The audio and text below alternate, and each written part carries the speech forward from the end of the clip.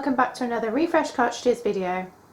In this video I'll be showing you how to change your toner in a Xerox WorkCentre 6605 or 6600 printer. These printers have screens on the front which tells you which toner needs changing and when. To access the toner cartridges, we open up the front. Here you can see I've already taken out the yellow toner.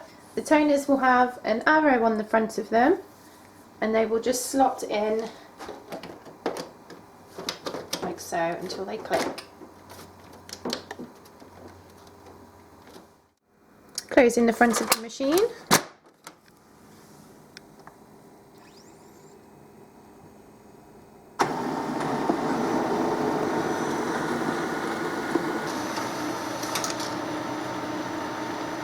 I hope you enjoyed this video and thanks for watching.